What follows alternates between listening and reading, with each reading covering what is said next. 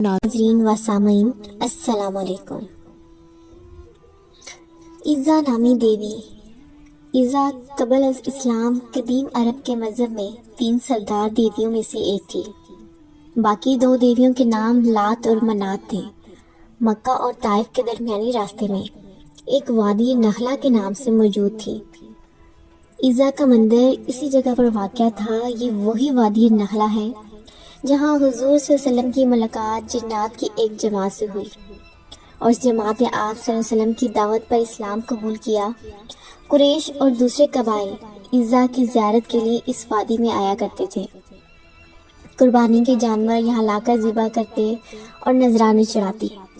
تمام دوسرے بتوں سے زیادہ اس کی عزت اور تکریم کی جاتی، اگرچہ ان بتوں کے مندر عرب میں مخصوص مقام پر موجود تھے، لیکن دور جاہلیت میں انہی ناموں کے بت خانہ کعبہ میں بھی رکھے ہوئے تھے، اور دوسرے بتوں کے ساتھ ان کی وہاں بھی پوجا پاٹ کی جاتی۔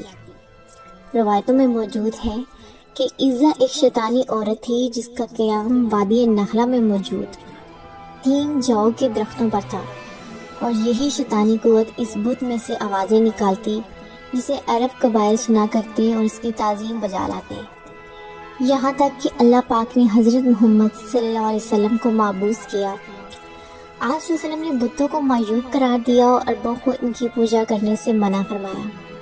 قریش کو یہ بات سخت ناگوار گزری اور انہوں نے قدم قدم پر آپ صلی اللہ علیہ وسلم کی مخالفت کی۔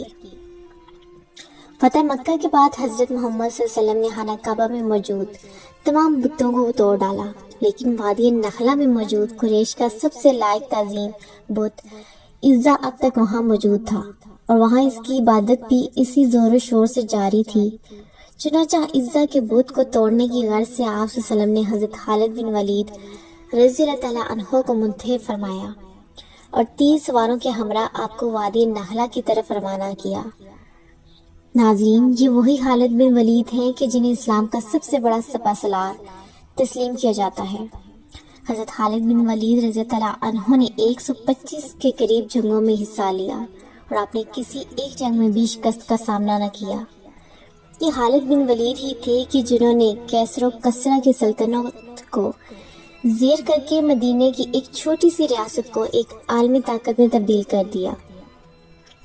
حضرت خالد بن ولید رضی اللہ عنہ کو اسلامی تاریخ ہی نہیں بلکہ بین الاقوامی تاریخ میں بھی صف اول کے سالاروں میں شمار کیا جاتا ہے۔ حضور صلی اللہ علیہ وسلم نے جنگ موتا میں ان کی بے مثال بہادری پر حضرت خالد بن ولید رضی اللہ عنہ کو سیف اللہ یعنی اللہ کی تلوار کا لقب دیا۔ لیکن محترم ناظرین، اس مرتبہ خالد بن ولید رضی اللہ عنہ کا مقابلہ کیسر و کسرا کے عظیم فوجوں یا عرب کے جنگجو باغیوں سے نہیں بلکہ ایک ایسی شیطانی قوت سے تھا کہ جس کی حقیقت اللہ اور اس کے رسول صلی اللہ علیہ وسلم ہی بہتر جانتے تھے کہ وہ در حقیقت کیا تھی۔ فتح مکہ کے کچھ روز بعد یعنی 25 رمضان مبارک کے دن حضور صلی اللہ علیہ وسلم نے خالد بن ولید رضی اللہ تعالیٰ عنہ کو بلا کر یہ حکم دیا کہ نخلا کے درخت کی طرف جاؤ، تمہیں وہاں 3 جو کے درخت ملیں گے، تم وہاں جا کر پہلے درخت کو کاٹ دینا، جاؤ اور خود روا اگنے والا پودا ہے جسے انگلش میں ٹیمبرس کہا جاتا ہے۔ چنانچہ حضرت خالد بن ولید رضی اللہ عنہ آپ صلی اللہ علیہ وسلم کے حکم پر وادی نخلا کی جانب روانہ ہوئے اور وہاں موجود پہلے جو کے درخت کو کاٹ ڈالا۔ یہ عمل انجام دینے کے بعد جب آپ واپس آئے تو حضور صلی اللہ علیہ وسلم نے آپ سے پوچھا، کیا تجھے وہاں کچھ دکھائی دیا؟ حضرت خالد بن ولید رضی اللہ عنہ نے عرض کیا کہ نہیں یا رسول اللہ صلی اللہ علیہ وسلم، کچھ بھی نہیں دکھائی دیا۔ اس پر آپ صلی اللہ علیہ وسلم نے فرمایا کہ واپس جاؤ اور دوسرے درخت کو بھی کاٹ دو۔ چنانچہ خالد بن ولید رضی اللہ عنہ اسے کاٹ کر پھر سے نبی کریم صلی اللہ علیہ وسلم کی بارگاہ میں حاضر ہوئے۔ آپ صلی اللہ علیہ وسلم نے پھر سے وہی سوال کیا کہ کیا تم نے وہاں کچھ دیکھا؟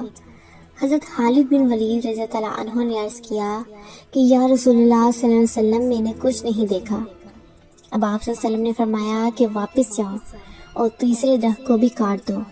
اس مرتبہ جب حضرت خالد بن ولید رضی اللہ عنہ اس درخت کو کاٹنے کی غرض سے آئے تو دیکھا کہ ایک شیطان عورت برہنہ حالت میں بال پھیلائے ہوئے ہے اور غصے میں اپنے دانت پیس رہی ہے۔ اس کے ساتھ ساتھ عزا کے مندر کا محافظ دبیہ سلمی چلا آ رہا تھا۔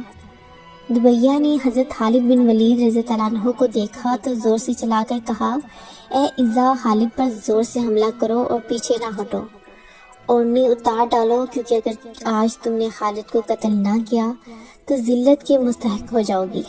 یہ سن کر حضرت خالد بن ولید رضی اللہ عنہ نے کہا، اے عزا، میں تیرا انکار کرتا ہوں، تجھے پاک نہیں مانتا، میں دیکھ رہا ہوں کہ اللہ نے تجھے ذلیل کر دیا ہے۔ یہ کہہ کر حضرت خالد بن ولید رضی اللہ عنہ نے تلوار کے ذریعے اس کے سر پر وار کیا۔ اس وار کے بعد دیکھا تو وہ شیطان صفت عورت کوئلہ بنی ہوئی تھی۔ پھر حضرت خالد بن ولید رضی اللہ عنہ نے اس طرح کو کاٹا اور مندر کے محافظ کو بھی قتل کر دیا۔ اس کے بعد نبی اکرم صلی اللہ علیہ وسلم کی بارگاہ میں حاضر ہو کر یہ سارا قصہ سنایا۔ حضور صلی اللہ علیہ وسلم نے فرمایا کہ یہ عزا تھی، اب آئندہ عربوں میں کوئی عزا نہ ہوگی اور نہ ہی اس کی عبادت کی جائے گی۔ وہ دن تھا اور آج کا دن ہے کہ عربوں کے نزدیک سب سے زیادہ تعظیم کے لائق مانی جانے والی دیوی کا کوئی نام لیوا تک نہ رہا۔